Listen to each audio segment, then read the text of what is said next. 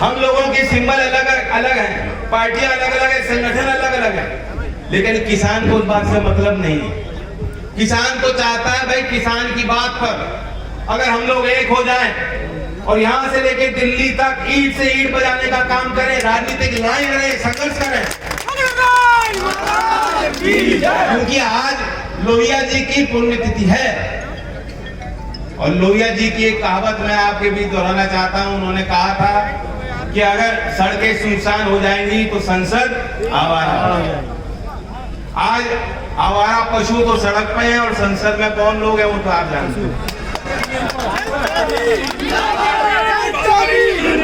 लेकिन ये वक्त संघर्ष करने का।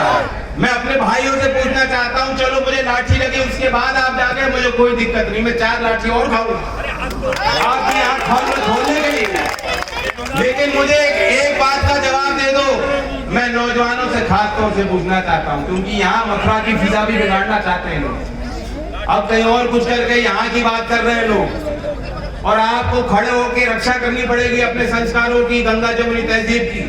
मैं अपने नौजवानों से कहना चाहता हूं, अगर आप आज भी हिंदू मुस्लिम के विवाद और तनाव के आधार पे वोट देना चाहते हो तो मुझे आज बता दो, मैं अपने घर पे दिल्ली में बैठ के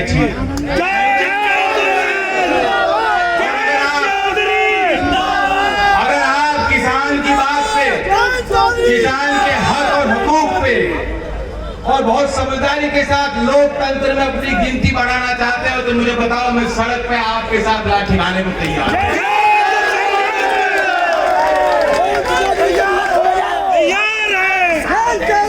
मैं 2 घोषणा आपके बीच करना चाहता हूं, सिर्फ 2 घोषणा।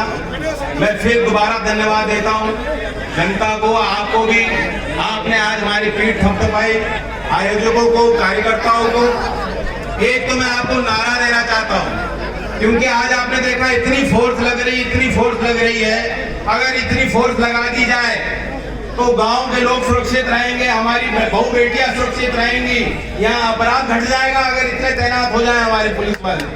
लेकिन इनकी कमी नहीं है, ये इनकी कमी नहीं है, इनकी ऊपर वाले अधिकारी भयभीत हो गए।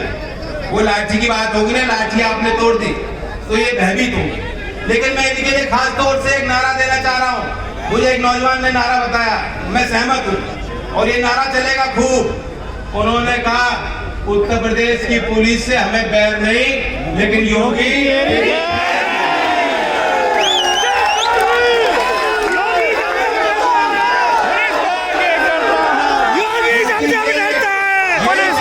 गांव से है। चौधरी साहब ने इनकी नौकरियां लगवाई हैं, हमें इनसे कोई दिक्कत नहीं। लेकिन जो अहंकारी बाबा जो उंगली दिखाएंगे अगर पश्चिमी यूपी की जनता के लिए, देश के प्रदेश के किसानों के लिए, तो आज जाने तो क्या करना। और एक और आखिरी में घोषणा है, 17 तारीख को जिस तरह से आप भारी तादाद में यहाँ आए हो, मैं आप सबको निमंत्रण देता हूँ, क्योंकि रुकना तो नहीं ना, आपने कहा सड़क पे रहना है। दिल्ली तो नहीं जाना मुझे, तो 17 तारीख में बुलंदशहर आप लोगों को पहुंचना है, पहुंचोगे कि नहीं?